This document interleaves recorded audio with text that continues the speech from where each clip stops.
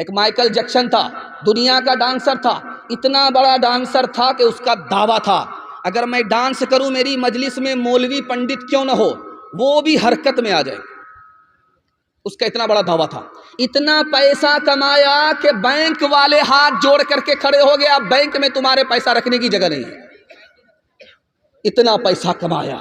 اس کے بعد وہ بولا میں دنیا میں مشہور ہو گیا، مجھ سے بڑا ہیرو کوئی نہیں، مجھ سے بڑا ڈانسر ہالی ووڈ میں کوئی نہیں، لیکن مجھے پیسے سے سکون نہیں ملا، مجھے شہرت سے سکون نہیں ملا.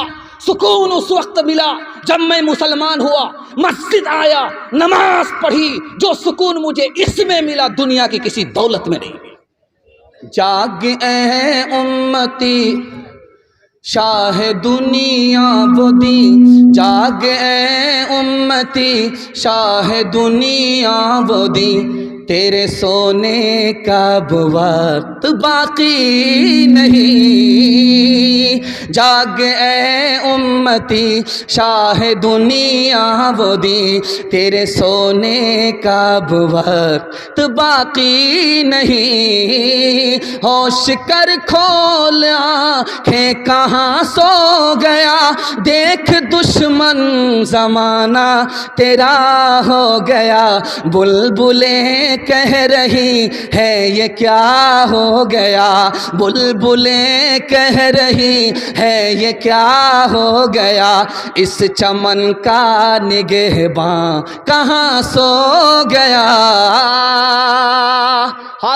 گجرات میں سومناتھ ہے، کسی زمانے میں وہاں مندر تھا.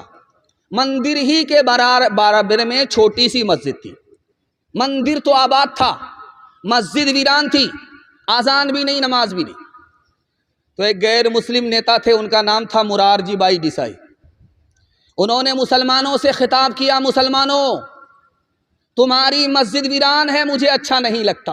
غیر مسلم کہہ رہا ہے، مسلمان کی مسجد ویران ہے کہ تمہاری مسجد ویران ہے، مندر آباد ہے، مجھے اچھا نہیں لگتا. تم مجھے ایک مؤذن دو، جیب سے پیسہ میں دوں گا. تم مجھے ایک امام دو، جیب سے پیسہ میں دوں گا. سندھ کے فاتح کا نام تھا محمد بن قاسم. اپنے خزانے میں انہوں نے 3 روپے رکھے 100 میں. کس کے لیے؟ مسجد کے لیے نہیں، نئی مسجد کے لیے نہیں، پرانی مسجد کے لیے نہیں، بلکہ مندر کے لیے رکھا کہ اس ملک میں میں مسلمان بادشاہ ہوں اور میری حکومت میں ہندو بھی ہے، مسلمان بھی ہے.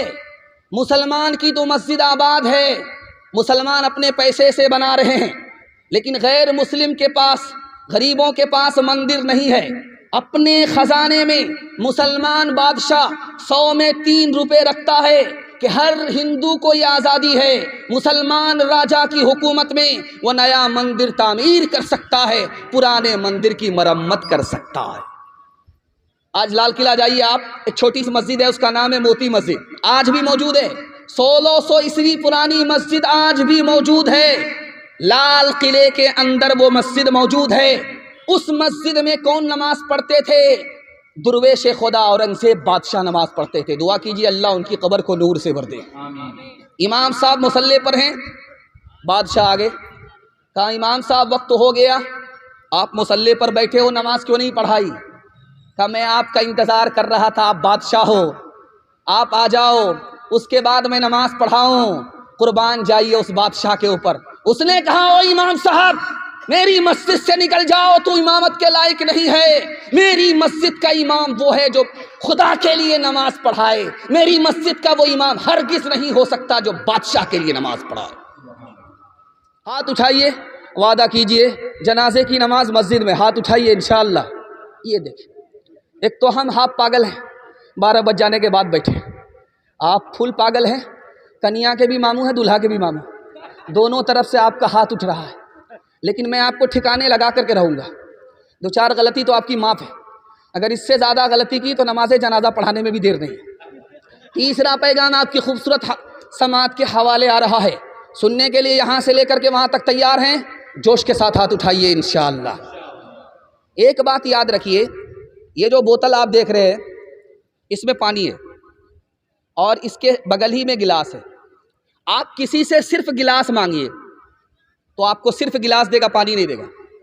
اور اگر کسی سے بولیے کہ بھائی ہم کو پانی دیجئے تو گلاس خود بخود آ جائے گا۔ کبھی آپ نے غور کیا یہ راز کیا ہے؟ یہ راز یہ ہے کہ پانی گلاس سے بڑھ کر کے ہے۔ گلاس ذریعہ ہے، پانی مقصود ہے۔ پانی مانگیں گے تو گلاس خود بخود ملے گا، اگر گلاس مانگیں گے تو پانی نہیں ملے گا۔ دین دنیا میں بڑھ کر کے دین ہے، مقصود ہے۔ آپ دین مانگ لیجئے، اللہ مفت میں آپ کو دنیا دے دے گا۔ ایک بات خاص طور پر سنیے، کسی سے کام لینا ہے تو آپ اس کو پیسے کا لالچ دیتے ہیں، وہ آپ کا کام کر دیتا ہے۔ اور اگر آپ پاورفل آدمی ہیں تو اس کو دھمکی دیجئے، وہ کام آپ کا کر دے گا۔ لیکن خدا کو آپ لالچ نہیں دے سکتے، اس کے پاس آپ سے زیادہ پیسہ ہے۔ خدا کو آپ دھمکی نہیں دے سکتے، خدا آپ سے زیادہ پاورفل ہے۔ ایک ہی کام خدا کے آگے کر سکتے ہیں، ہاتھ جوڑ لیجئے، دل کا ارادہ ہو گیا، توبہ کر لیجئے، اللہ آپ کی ہر حاجت پوری کر دے۔ ایک بات اور یاد رکھیے، مسلمانوں کا حال اتنا بگڑا ہوا ہے کہ آپ کو 2-3 نمونہ دکھانے کے لیے جا رہا ہوں۔ رمضان کا مہینہ آ گیا، دھوپ آ رہی ہے، پسینہ چھوٹ رہا ہے، 15 گھنٹے کا روزہ ہے، کیا بولتا ہے خدا کو بھوکا مار کر کے کیا ملتا ہے؟ گیا ایمان۔ اتنا خطرناک جملہ تھا کہ سینے سے ایمان چلا گیا۔ اس کے بعد کیا کہتا ہے؟ جب ایک بار مانگا نہیں ملا، دوسری بار مانگا نہیں ملا، تیسری بار مانگا نہیں ملا تو کیا کہتا ہے؟ ارے خدا سے کیا مانگتے ہو، مانگو بڑے پیر سے، خدا کا تو کام یہی رہ گیا، اس سے چھینو اس کو دے دو، اس سے چھینو اس کو دے دو۔ چلا گیا ایمان۔ تیسرا جملہ دکھانے کے لیے جا رہا ہوں، خدا انصاف نہیں کرتا، کسی کو اولاد دیتا ہے، کسی کو اولاد نہیں دیتا۔ چلا گیا ایمان۔ ایک آدمی روکھی روٹی کھا رہا تھا اور اس کے ساتھ نمک اور چٹنی، اس پر کہا سبحان اللہ، ماشاء اللہ، الحمدللہ۔